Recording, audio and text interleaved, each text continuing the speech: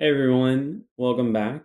It's Tuesday, not the normal day that I usually create a video, but thought I would make a quick one here to go through a couple different applications that I found this week and a couple of updates from various CEOs from different organizations on the future of work and potential changes within large organizations as it relates to downsizing of certain departments through the use of AI. So, a couple things that I think are very important for people to be aware of. But starting off here, Bolt.new. This is a tool I've covered before. I'm not sponsored, I have zero affiliation with them. Matter of fact, I actually paid for a subscription because I thought it was super cool. Up here, I just said build me a wellness application.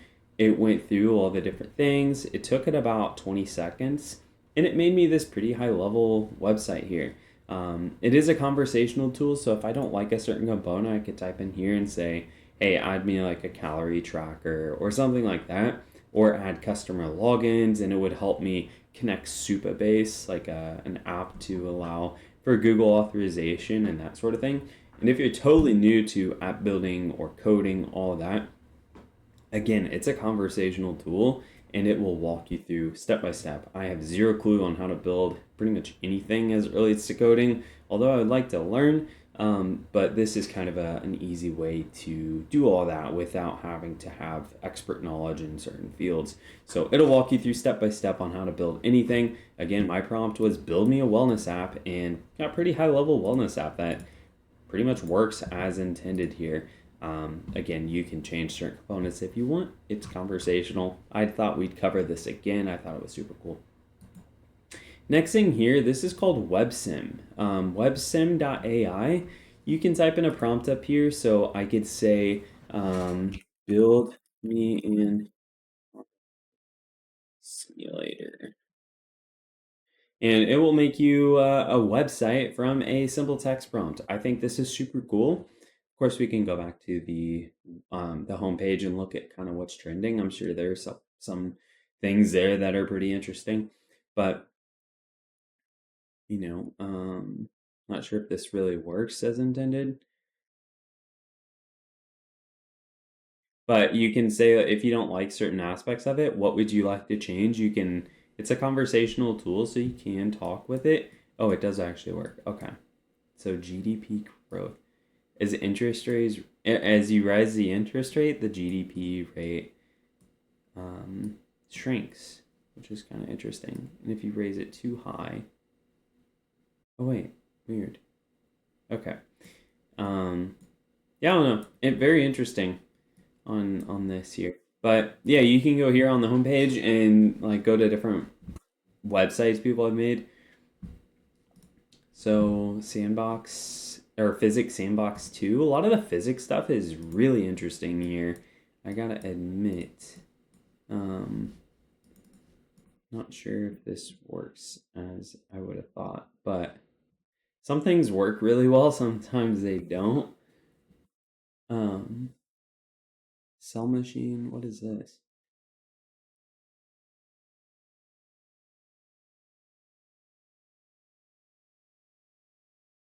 Okay, I have no idea what some of these things are, to be honest. Civilization Simulator. Check out this.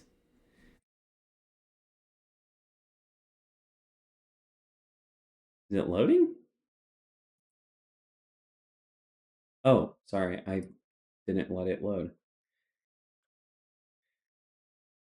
I love that. Sometimes when things load, it's like I click off of it, the millisecond the page loads.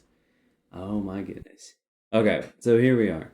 Um, Spawn mail? What? Weird. Okay.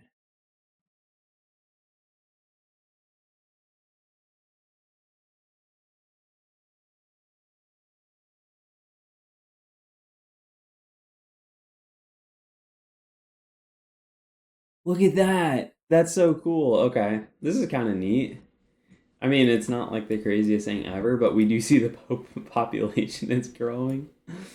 Oh my goodness. Okay.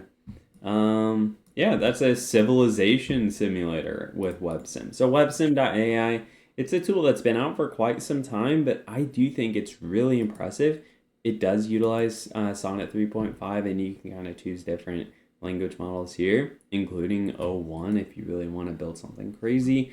But I thought this was super cool. So I thought I would highlight this again. WebSim is still going strong. First update here from Mark Zuckerberg. Of course, he had the interview just a day or two ago with Joe Rogan as it relates to, what they're doing over at Meta, some changes over there with Facebook and so on and so forth. Mark Zuckerberg did say that mid-level AI engineers AI engineers will claim some of the engineering roles at Meta in 2025, and this isn't the only CEO we're hearing this from. It seems like engineering is changing quite a bit here as it relates to roles and job availability. Some entire departments we're seeing are being automated with the use of AI. Salesforce's CEO Mark Benioff says they are no longer hiring software engineers in 2025. Very interesting stuff, right? I'm not sure what to draw from these two things here. I know that this isn't isolated with just Meta and Salesforce, but I thought this was noteworthy as, we've heard both of these over the last couple of weeks. So very interesting stuff. Here's an update.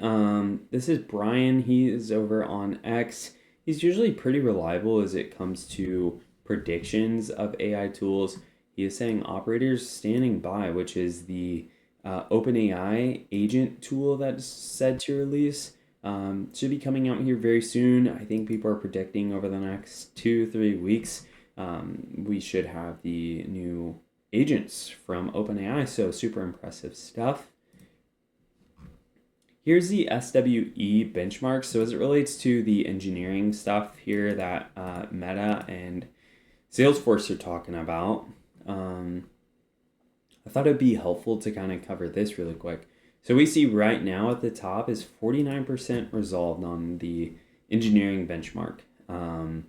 If we scroll down here, we see that some of these older models, 3.5, look, ChatGPT paired with this RAG layer is a 0.33 on the benchmark, right? 0.33, 3.5, which ChatGPT 3.5 is not that old, realistically. And we already see we went from 0.33 to 49. Isn't that crazy? I think so. ChatGPT 4 was around 28. Well, when you pair it with Coder, at least. I'm not sure if they even have 4 on here. Let's see. Oh, ChatGPT 4. No, that's still with another agent layered on it. GPT-4 2.67. So we see that some of these layers people are putting on top of existing language models, you can kind of up the percentage here. But just the scale in which we have grown in the field of engineering with chatbots is astronomical. And maybe that's why we're seeing Salesforce and Meta start to utilize AI for those entire departments. But it'll be interesting as how many people are in engineering and how many people may end up losing their job or be unable to find work. And will this be isolated to just engineering, or will we see it in customer service, marketing, sales, etc.? I'm not too sure, but very interesting stuff here over the last couple of weeks from Salesforce and Meta, and just thought I would touch on this as we have seen astronomical growth in this engineering benchmark. Yesterday, OpenAI published this economic blueprint. Essentially, they are saying that right now is a very pivotal moment for the United States, and they are really pushing policymakers to do certain things. So the US comes out ahead in this AI race. They're saying a lot of money is up for grabs right now with AI, and we have a lot of potential here if we play our cards right. They talk about a couple different things, like we've seen this before with cars, where Europe was one of the first to invent the automobile, yet America took a very different approach and ended up coming out ahead. Similar thing here, like we can definitely come out ahead with AI. Do we need regulation? I'm sure we do need it to some extent, but I think they're worried on seeing, too much regulation. Some things they point out, and you can click on the full blueprint here, which I think, I'll click on it really quickly, as I think some important things are covered here, where it's like speed up development of life-saving medical treatments. Certainly important, right? Accelerate scientific research, help teachers personalize lesson plans. On this piece, I would say, like, I'm not sure. I think that in terms of education, I do think that AI plays a very pivotal role. I think everybody learns differently, everybody has a different speed in learning. Some people may miss out on certain foundational components early on in education that hinders them from learning specific things down the road. Like, if you don't learn the basics in elementary school and early grade school, I think you really struggle from there on out. And I think if we start utilizing AI to catch these maybe shortcomings earlier on, we can personalize lesson plans and tweak education plans based on each individual's learning style and speed of learning. So I think this is a very important piece here. But speeding up development of life-saving medical treatments, maybe even finding cures of diseases we've been struggling with for decades, centuries, etc., that could definitely be helpful as well. And then they're saying protecting the United States, unlocking new forms of creativity, making local and state governments more efficient as well. So I just thought I'd highlight this. This is kind of the theme throughout this document here. But that is the OpenAI's economic blueprint. It was published yesterday, and a pretty decent read if you're interested. Also, this week we did see that OpenAI has, or maybe it was late last week. We saw, January 10th. Okay, so we saw late last week that OpenAI has started to put a big focus in robotics. I think they do have that partnership with Figure, so they're probably working with them pretty closely. But as it relates to OpenAI's robotics space, they are starting to hire a lot of different jobs and grow their robotics team. So interested to see how this plays out. In my opinion, I do think robotics are a necessary piece to AGI and beyond, as giving AI like hands, arms, legs, eyes, that sort of stuff. It allows them to get a real feel and sense of the world, which I think is extremely important for, growing their understanding of how things actually work versus being confined in a box. So I'm excited to see how robotics plays out. I think it's a very important component here. Okay, so Sam Altman in this interview here, this is on TED.com. We see that Sam Altman on the future of AI and humanity. There was one thing that I wanted to talk about here. And okay, so